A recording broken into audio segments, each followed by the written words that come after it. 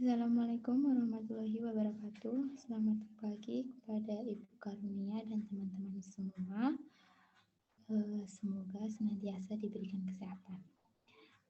Perkenalkan, kami dari kelompok 4 online mata kuliah biologi sel ingin mempresentasikan materi tentang proses transkripsi, translasi, dan protein sel prokaryotik dan sel eukaryotik.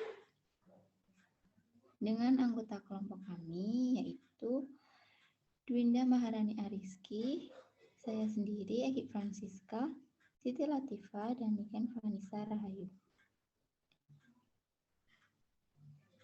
Pada materi ini kita akan membahas tentang perbedaan transkripsi dan translasi pada sel prokaryotik dan eukaryotik. Yang kedua yaitu kode genetik.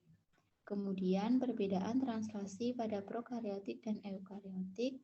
Dan yang terakhir perbedaan pemrosesan protein pada prokaryotik dan eukaryotik.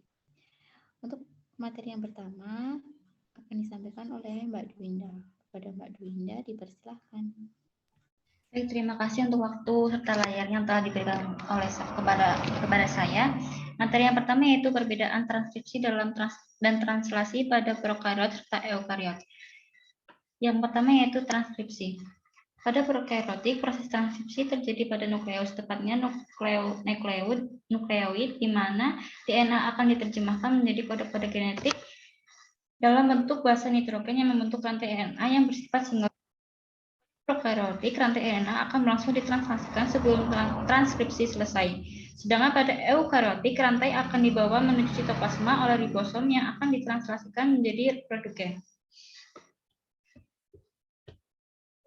Menurut Della pada tahun 2016, transkripsi dibagi menjadi 3 tahap, yaitu inisiasi, elongasi, dan terminasi. Inisiasi yaitu diawali oleh promoter, yaitu di mana tempat DNA menjadi tempat RNA untuk melekat. Yang kedua yaitu elongasi. RNA bergerak di sepanjang DNA. Pilihan di rantai ganda akan terbuka secara berurutan antara 10-20 basa DNA. Enzim RNA tersebut akan berpolimerase menambah nukleotida ke ujung 3-5 rantai ganda DNA. Setelah sintesis RNA, rantai ganda DNA akan terbentuk kembali dan rantai RNA yang baru akan melepaskan diri dari cetakannya. Yang ketiga yaitu terminasi atau pengakhiran, yaitu di mana ketika transkripsi berlangsung hingga RNA polimerase yang mentranskripsikan urutan DNA yang dinamakan sebagai terminator. Terminator sendiri adalah urutan DNA yang digunakan untuk mengakhiri proses transkripsi. Pada prokaryotik sendiri, proses transkripsi akan berhenti pada saat RNA polimerase mencapai titik-titik terminasi. Pada eukaryotik sendiri, RNA polimerase akan terus melewati titik terminasi antara 10-35 nukleotida RNA yang telah terbentuk terlepas dari enzim tersebut. Materi yang selanjutnya yaitu translasi. Translasi merupakan penerjemahan urutan nukleotida yang ada pada molekul mRNA menjadi rangkaian asam amino yang menyusun suatu polipeptida atau protein. Translasi berlangsung di dalam sitoplasma dan ribosom. Translasi merupakan proses penerjemahan suatu kode genetik menjadi protein yang sesuai. Translasi pada sel prokariot sendiri akan terjadi sebelum transkripsi sepenuhnya dirampungkan. Hal ini dimungkinkan karena pada prokariot molekul mRNA ditranslasikan berdasarkan arah dari ujung 5 ke ujung 3. Selain itu, pada prokariot tidak terdapat membran inti sehingga tidak ada yang memisahkan transkripsi dan translasi. Sehingga translasi dapat dilakukan. Yang kedua yaitu translasi pada eukariot. Pada eukariot sendiri, transkripsi terjadi tidak bersamaan dengan translasi. Dengan adanya membran inti, pada eukariot dapat dibedakan tempat terjadinya transkripsi dan transkripsi terjadi di dalam inti, sedangkan translasi terjadi pada sitoplasma. Untuk materi yang selanjutnya yaitu akan dibacakan oleh Mbak Siti Latifa. Kepada Mbak Siti Latifa, waktu dan layar saya persilahkan. Terima kasih atas waktunya. Materi selanjutnya adalah kode genetik. Kode genetik adalah deret nukleotida pada mRNA yang terdiri atas kombinasi 3 nukleotida berurutan yang menyandi suatu asam amino tertentu, sehingga sering disebut sebagai kodon triplet. Asam amino yang disajikan misalnya metionin oleh urutan nukleotida ATG yaitu AUG pada RNA. Banyak asam amino yang disajikan oleh lebih dari satu jenis kodon. Kodon berada pada molekul mRNA. Penerjemahan mRNA menjadi protein dilakukan pada ruas penyandi yaitu yang diapit oleh kodon awal yaitu AUG dan kodon akhir yaitu UAG, dan UGA. Ruas ini disebut sebagai gen. Kodon awal merupakan kodon pertama yang diterjemahkan pada saat translasi atau disebut juga kodon inisiasi AUG yang menyandikan metionin. Kodon akhir merupakan salah satu dari 3 kodon yaitu UAG, UAA, dan UGA. Kodon akhir disebut juga kodon terminal yang tidak menyandi asam amino. Berikut ini adalah tabel dari kode genetik.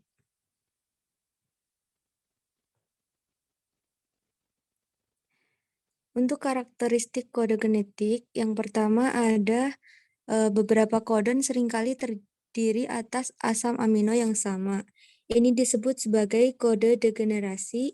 Hal ini sudah diduga sebelumnya mengingat bahwa terdapat 64 kodon untuk 20 asam amino. Contohnya yang menyolok adalah adanya 6 kodon untuk leusin, 6 kodon untuk serin, dan 6 kodon untuk arganin.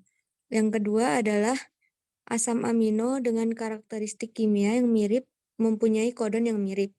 Asam amino tidak berdistribusi secara acak.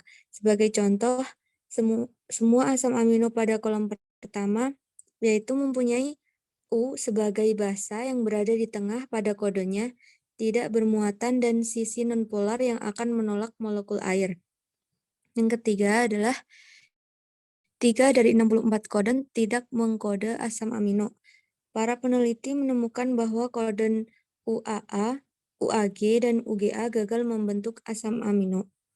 Yang keempat adalah kodon ini hampir universal. Walaupun kode ini pertama diterjemahkan menggunakan molekul RNA dan komponen translasi dari bakteri E. coli, tes lanjutan memperlihatkan bahwa hampir semua organisme menggunakan kodon yang sama. Next, Mbak. Fungsi dari kode genetik itu sendiri yaitu sebagai sintetis protein. Kode genetik membawa informasi tentang urutan asam amino yang dibutuhkan oleh protein. Informasi ini dibawa oleh gen tertentu. Jenis informasi yang berada di dalam kode genetik berupa cara pengkodean urutan nukleotida pada DNA atau RNA untuk menentukan urutan asam amino pada saat sintetis protein. Basa nitrogen menentukan informasi di dalam kode genetik pada rantai DNA yang akan menentukan susunan asam amino.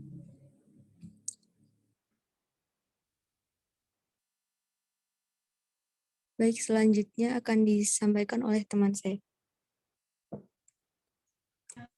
Baik, untuk yang selanjutnya yaitu perbedaan translasi pada sel prokariotik dan sel eukariotik. Translasi sendiri itu hanya terjadi pada molekul mRNA, sedangkan rRNA dan tRNA tidak ditranslasi. Proses translasi adalah translasi kodon atau urutan nukleotida yang terdiri dari 3 nukleotida berdekatan yang mengkode asam amino tertentu. Kodon mRNA berpasangan dengan antikodon tRNA. Setiap tRNA mengandung antibodi spesifik.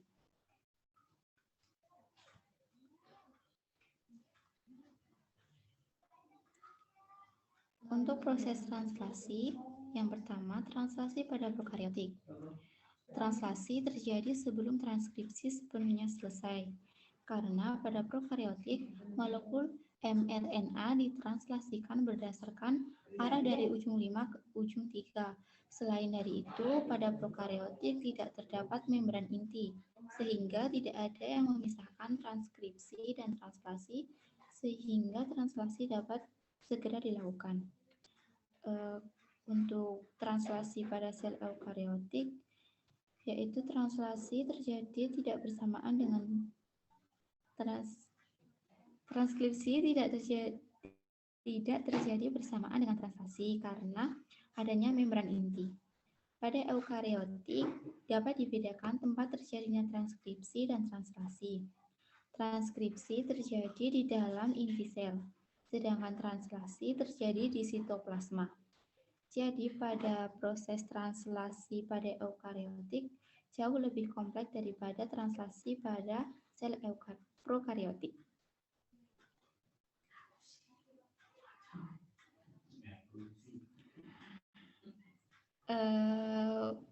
Untuk proses yang pertama yaitu inisiasi atau initiation. Komponen pada tahap inisiasi organisme prokariotik. Yang pertama, kodon inisiasi AUG, 3 faktor inisiasi IF1, IF2, dan IF3. Di mana IF1 itu pemisahan subunit ribosom, pengikatan tRNA, VMAT untuk kompleks inisiasi, di mana VMAT itu yaitu N-formyl methionine. Untuk IF2 yaitu pemisahan ribosom, pengikatan pada mRNA untuk kompleks inisiasi.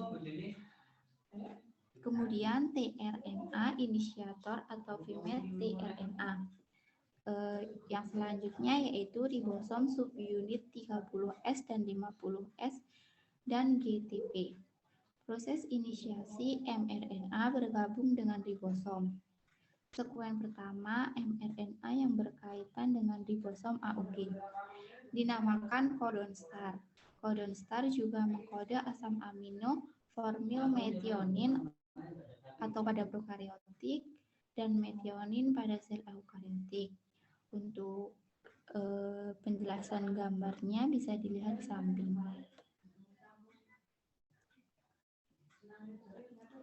Selanjutnya, proses inisiasi pada prokariotik. Pada prokariotik biasa disebut sebagai sekuen awal atau sekuen Sindel-Carnot yang letaknya di depan kodon.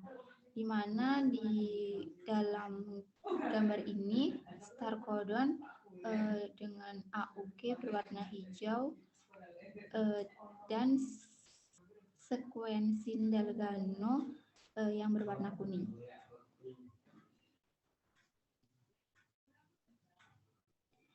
Proses yang selanjutnya yaitu elongasi atau perpanjangan. Pembacaan kodon pada mRNA berlangsung dari 5 ke 3. tRNA yang sesuai akan berikatan dengan kodon pada tapak A. Kemudian mRNA dan tRNA bergerak ke tapak P, sedangkan tRNA baru akan kembali mengisi tapak A. Rantai asam amino akan mulai terbentuk, di mana tapak A itu yang dimaksud tapak peptidil, sedangkan tapak A yaitu tapak aminoasid. Untuk proses yang selanjutnya yaitu terminasi atau penyelesaian.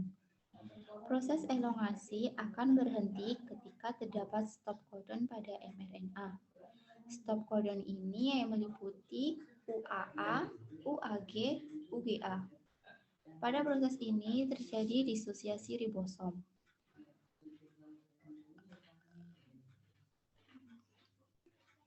Ini untuk yang sebelah kiri yaitu penjelasan dari proses elongasi atau perpanjangan, sedangkan yang di sebelah kanan itu proses terminasi atau penyelesaian.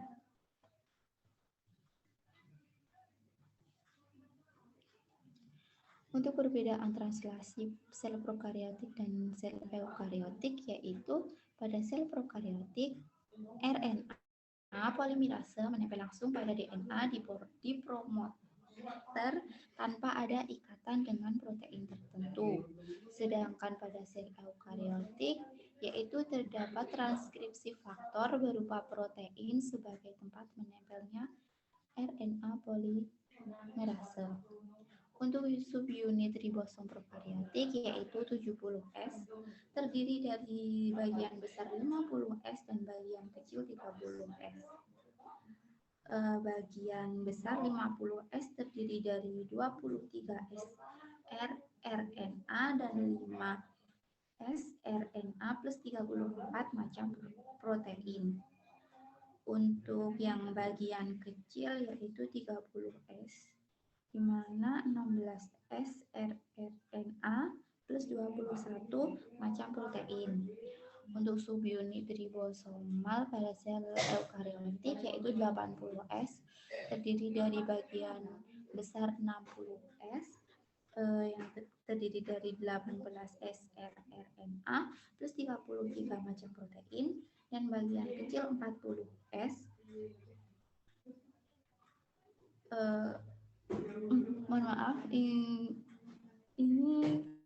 terbalik ya. Untuk bagian kecil 60S dan meliputi 5 rRNA plus 28S rRNA plus 5,8S rRNA plus 49 macam protein. Untuk yang bagian 40S, 18S rRNA plus 33 macam protein. Untuk inisiator pada sel prokaryotik yaitu IF1, IF2, IF3, dan GTP. Untuk inisiator pada sel eukaryotik yaitu ELF4A, ELF4E, dan ELF-AG. Untuk faktorialisnya itu RF1, 5UAA, 3, dan 5AG3. Untuk RF2 yaitu 5UAA3 dan 5UGA3. Untuk RF3 yaitu merangsang pelepasan RF1.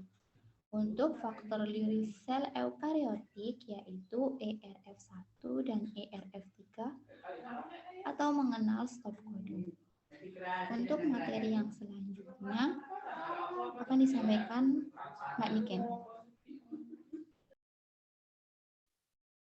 Baik, terima kasih atas waktunya Mbak Egi.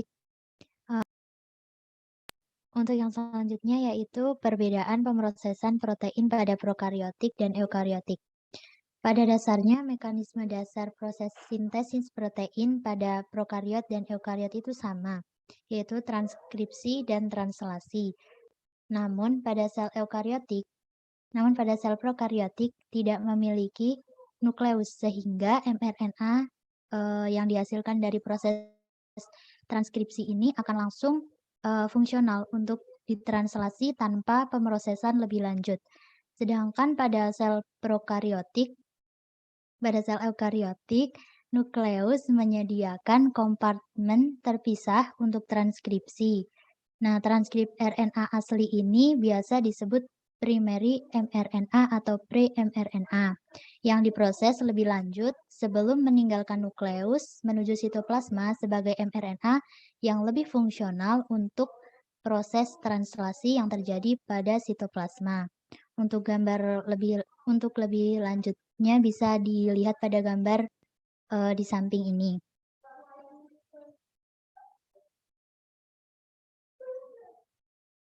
Baik, berikut adalah referensi yang kami gunakan untuk membuat PPT dan juga makalah. Untuk selanjutnya saya kembalikan kepada Mbak Egi.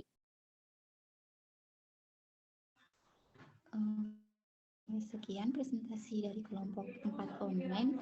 Seperti itu pemaparan materi dari kelompok kami. Kurang lebihnya kami mohon maaf. Wassalamualaikum warahmatullahi wabarakatuh.